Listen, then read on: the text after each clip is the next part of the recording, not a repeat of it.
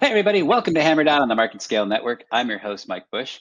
I am delighted today to be joined by the author of Supply Chain Seesaw, The Ups and Downs, and the CEO of the Atlas Network. His name is Kerim Kfuri. Kerim, welcome to the show. Thank you so much for having me, Mike. I really appreciate it. And what a great show and honored to be here. Oh, thanks so much. So, Kerim, let's get right into it. The Atlas program. Who are you guys? What are you trying to solve? Tell me a little bit about the business. Absolutely. So the company is called the Atlas Network, and we started it almost 20 years ago, probably about 20 years ago. And the best way to explain it is we're a global supply chain solutions company. And I say that because our goal is to really help primarily small to mid-sized businesses with their supply chain, the development of the supply chain, the resolution of problems that they may be having in their existing supply chains, and so forth. So we basically built a network of almost 2,000 suppliers globally and have offices in the United States and overseas.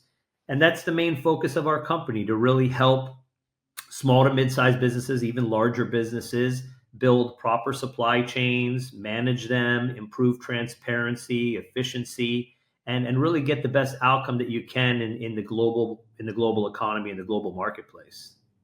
Okay, so when you say build supply chains, are you talking about I'm helping small businesses source more inexpensively, source more ethically? Are you talking about, hey, we're going to let small businesses handle their own sourcing and materials, but we're going to help them with transportation? Where do you kind of live? It's kind of all of the above, honestly, and it really just depends upon the business and what they have in place or what they don't have in place. So it could be literally an entrepreneur who has an idea on a napkin, who has just no idea what to do, where to go, what suppliers to pick, and then everything that happens from there on out: prototyping, manufacturing, oversight, quality control, logistics, import, delivery, whole life cycle. Or it could be a group that says, we've already got our suppliers in place, but we're having a couple of problems with this part of it, or with an aspect of the transit, or whatever it may be, and we can sort of plug in to help them be assisted in those ways. But generally speaking, the vast majority of our companies are those that are looking for a third-party outsourced supply chain solution because they don't have the resources or the capabilities to open an office, usually overseas, manage their productions, give them the eyes and ears and visibility into the entire process that they truly need. And so they hire a group like ours to do that for them. So we end up really being almost like a strategic outlet, or a strategic part of their existing business, their productions operations management team. And so that's kind of the role we play. And it varies depending upon the business and where they are in their life cycle. Sure. And Kareem, I've just got, first off, everything you just said is absolutely brilliant. Just let me start there. I have so many questions. So, and I'm so fascinated by this. So, as a small business, and I think, coming in I work in the transportation space. I know that a lot of small businesses really don't understand how transportation works. I've taken on clients in the small business space, and I've actually sent them a copy of Chris Mim's book arriving today or arriving tomorrow, which details how goods are created in Asia and then shipped overseas and all the steps that they take before they're delivered. You're kind of doing that type of thing, but on steroids, and really making it possible for businesses to thrive. What got you into this? Where was the genesis for this idea? you know no path is ever really a straight line. It's always a mixture of different kinds of experiences, but really I would say it's two big experiences in my life that were the catalyst for the development of the Atlas Network. The first was that I was a regulator. I was in a different industry, in the financial industry, and I worked at the Securities and Exchange Commission in the Office of International Affairs. And then I worked at NASD FINRA, which basically regulates the stock market in the realm of Sarbanes-Oxley compliance, which was looking at risks and mitigating risks in the world of finance. And then, I had an experience where I had gone to Asia and had family that had gone there, and I saw the beauty of manufacturing and entrepreneurship in that realm. And somewhere in my mind, I had said, you know what? I've always been an entrepreneur, and I had built products before overseas. I love doing that. And at the same time, I really like to protect people and help them. And I can't see anything more fraudulent than this sort of global manufacturing space where people make all kinds of expensive mistakes. They send money blindly overseas. They have no idea what they're doing. They have no recourse when and if things happen, and things always happen. Could there be a business here that brings these ideas together so you could technically have global mass production or supply chain management done safely? And that was the impetus of the creation of the Atlas Network almost 20 years ago. And so, with that in mind, that's really how those stars aligned. And it was that basic service offering of saying, hey, in global sourcing and global manufacturing, it's a pretty scary place. There's lots of different pitfalls and areas of concern. We have a company that can help you to resolve these issues by taking a methodical, formulaic approach, a lot of these things that I learned in a different industry and applying it to this industry. And in doing so can give you a very holistic supply chain experience. And luckily, a lot of customers, thousands of customers and millions of products later, we're still doing it, and people love what we do for them, and we love doing it for them. So Sure. So Kareem, in nearly 20 years of helping companies go from idea on the back of a napkin through prototype through creation, presumably there's been some pretty gigantic technology shifts along the way. What are sort of the biggest tech shifts you've seen in nearly 2 decades? I mean, I hate to kind of get on the AI bandwagon because it's just the word that everybody throws around. But the reality of it is that one of the most difficult areas is the ideation phase when it comes to manufacturing, where you're essentially playing around with these different concepts and you don't really know which way you're going to kind of go. And you want to maybe have different ideas happening and prototype different things. And in the past, historically, that take a really long time because you have to sync up with some engineers, you have to sync up with different designers, and you have to kind of go through a back and forth meeting of the minds, if you want to say, for weeks or then even months to get to a place where you could have a technical drawing and then be able to then submit it to somewhere to then get it either prototyped or manufactured. And this time has been drastically cut through so many of the AI tools and different kinds of design and engineering tools like Midjourney and some of these other mechanisms where you can take 5 concepts, feed it into the machine and say, give me, a Frankenstein version of what I want. And these are the colors and this is what I need it to do. And it will come up with, ideas you may have in mind and some ideas you never even would have considered. And very quickly be able to then turn those into technical drawings or 3D models and ship them over and get them either 3D printed or actually produced in the actual substrate that they have to be produced within. And so in a matter of weeks, instead of a matter of months, you have the ability to be looking at things in tangible form. And this was always kind of a sort of area that needed a lot of improvement. And I think that technology has gotten us to the place where this is happening much more readily, which is allowing businesses, especially small to mid-sized businesses, make real decisions with real tangible items in their hand instead of just drawings on a paper or conceptual ideas. They can do focus groups, they can look at real products, they can test things in the market, and then say, yes, it's a good idea to now produce, 10,000 of this widget. Sure. Selfishly, I was hoping you were going to go down the 3D printing line, and I'm glad you brought that up. But I think one of the things that was most interesting was saying, yeah, we can 3D print it, but we can also ask AI, how do we improve it? That to me is a really cool approach. Going outside of technology, of course, there's probably been pretty tremendous geographic shifts as to where manufacturing happens, as to where's the right country for a startup to look at production. Can you talk about what that's been like the past, say, 10 to 15 years? Absolutely. I mean, we have always taken a very particular approach, which I believe is the right approach when it comes to geography and manufacturing. And that is to be fully agnostic when it comes to manufacturing. You need to produce where the best outcome for your supply chain can be developed.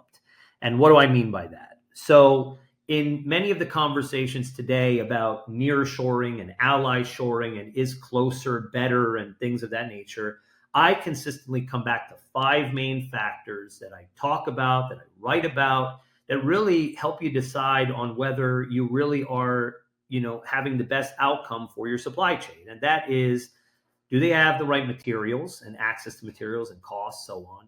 Can you get the right output from the actual supply chain you're building in that nation? Do they have the right resources on the ground, meaning skilled workers or even cost of labor, whatever it may be? Do they have the right technology to produce what it is that you're trying to make? And will that technology not just work for today, but also in the future? And finally, how does it all fall under the umbrella of costs, right? So if you look at these five things across the board, it either includes or excludes certain places in the world, certain nations in the world, where in the end, if there's a breakdown of any one of these things, it's just not as optimal as it could be somewhere else. And that's, I believe, the right approach when it comes to where you choose to manufacture in the world. You have to go where you're treated best in many ways, and you have to get the best outcome possible, because a lot of the small to mid-sized businesses don't have the luxury of making expensive mistakes. They don't have the luxury of making mistakes that actually have even nothing to do with cost. They have to do with quality or output or other things like this. I mean, I've had, many clients of ours that have said, hey, we love the supplier, we love the quality, we love, what we're getting out of it, but we can't actually sell in the market because it takes them so long to produce these goods. So the timelines are off. They can't produce like every sales cycle. They have to produce, one or two production runs an entire year when they need things quarterly or monthly. And so that, although on its surface looks like a great supply chain, it isn't. It's a total breakdown that doesn't align with their business goals and needs. So even though 4 out of the 5 are there, let's say, that fifth one is just destroying their business. So it's really important to be, I think, agnostic with regards to geography as it relates to what's the best supply chain for you. Sure. So, Kareem, in the past couple of months, we've seen Walmart has launched sort of its own fulfillment business to compete very much with Amazon's Fulfilled by Amazon. Both of those being programs that focus kind of on that small to mid-market company who's looking to grow, looking to perhaps leverage an established supply chain. What do you see as the risks of working with FBA or with the Walmart initiative for small businesses? I think the risks are when you work with larger companies, larger organizations, sometimes you can get lost in the shuffle if you are a smaller company. Maybe you're not going to get all the answers that you need. You're not going to get all the customer support that you need or in the ways that you need it to be done. And this, I think, is really some of the bigger issue. And when it comes to small to mid-sized businesses, the ability to pivot quickly is something that is absolutely essential. So we've always worked through a network that we've built of our own, 2,000 suppliers, and working only with manufacturers, never with trading companies, having our teams literally in these factories every day or every week, making sure that things are going in accordance with the specifications and tolerances.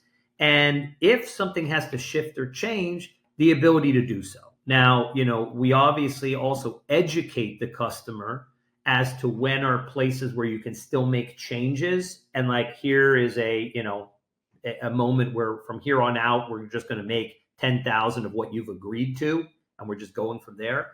But the reality of it is that, we always put the customer first, their needs first.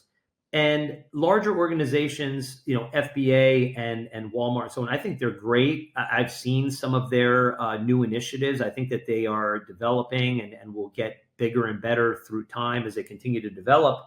But until they really have solved the ability to be a big company that operates on micro scale, it will always be a difficult disconnect between a big company servicing the needs adequately of a smaller organization, really small businesses.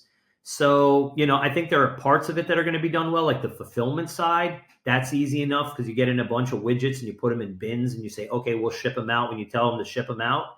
But it's a much different thing when you're talking about on the procurement side, or when I'm talking about on the custom OEM procurement side, customized products, or even on the quality control side or the mass production side. These are different things. So we'll have to see how that plays out through time. Got it.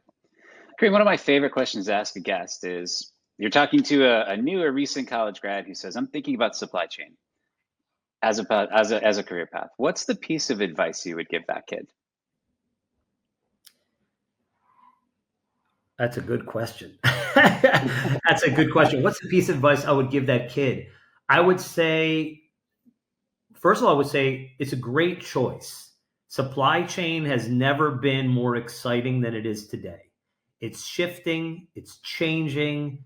Big global topics such as AI and sustainability are coming into the realm of this, which are going to create all different kinds of new ways to look at supply chain and work within supply chain. There is consistent programs that are being developed around this with regards to at the undergraduate level, as well as on the master's degree level, in continued education in the realm of supply chain. A lot of things are still being figured out. And so you can be part of a change in a solution that is truly global. And that's exciting. At least to me, it is. With technology, we've never been a smaller planet, and we've never operated as more of a global economy than we do today. And things like the pandemic and otherwise truly highlight the importance of supply chain, and actually made those words buzzwords and exciting words that everybody was sort of caring about, because when there weren't goods on the shelves at Walmart or wherever you want to say, everyone wants to know, why is that going on? Hey, it's supply chain. All right, well, what is supply chain? And let's get into it. So to be doing something in the realm of supply chain, or being a new graduate in this realm, is to be a part of a future and a cutting edge industry that is evolving and is changing and is shifting. So I would say, great choice, and, be prepared for, a very exciting time to come. Kareem, I can't go this whole episode without letting you talk about your book. What's that all about? It's my focus and my goal to provide accurate and clear guidance around this industry. This is an industry that has been for a very long time kept in some black boxes. It's been very misunderstood. And even the players within the supply chain are and continue to still be very siloed. You see your part of the chain, and maybe not as much on the upstream or the downstream side of it. I've been fortunate enough through the creation of this company to have a very holistic perspective, where we've had to do the A to the Z of the entire supply chain. Otherwise, clients don't get delivered to their doorstep what it is that they ordered. So it's my vision and my goal to consistently promote and discuss visibility and accountability in the supply chain, a holistic perspective around the supply chain, and really be able to create, an atmosphere where, whether you have no experience in this realm or you have a significant amount of experience in this realm, that you can consistently feel like you're learning something or are being educated through either the things that my company's doing or the things that I'm working towards doing in this space as a thought leader, which is what I'm doing a lot of these days. That's pretty much it. I just hope to be able to make my contributions and my impact the best way I can, and here to answer questions for anybody or any businesses or others that have questions around this area. After doing this for about 20 years, I decided, and working on a lot of thought leadership, programs and content and so on, I decided to put out a little piece. It's called Supply Chain Seesaw. It's a really easy read, about 150 pages. And the concept of the book is really talking about the ups and the downs of this industry. I try to take a sort of a tongue-in-cheek approach. It can get a little bit academic here and there. I have some socioeconomic theories about push and pull and divergent interests of the different chains within the supply chain, and how that actually creates the momentum, which is important, because if it was always balanced, it would be a stagnant state. I talk about things. I have some diagrams that are more on the educational side, the PPI pyramid, which is the procurement, production, inventory pyramid. And it's a simplistic way to basically see the life cycle of supply chain. And I get into, what to look out for on supplier selection, RFQ processes, the quality control process, customs, tariffs, duties, shipping documents, logistics. I get into all those things. And then at the tail end, I really get into some forward-looking things such as nearshoring and sustainability and AI, both pros and cons. So I try to do a pretty holistic view of supply chain today and ideas of the future.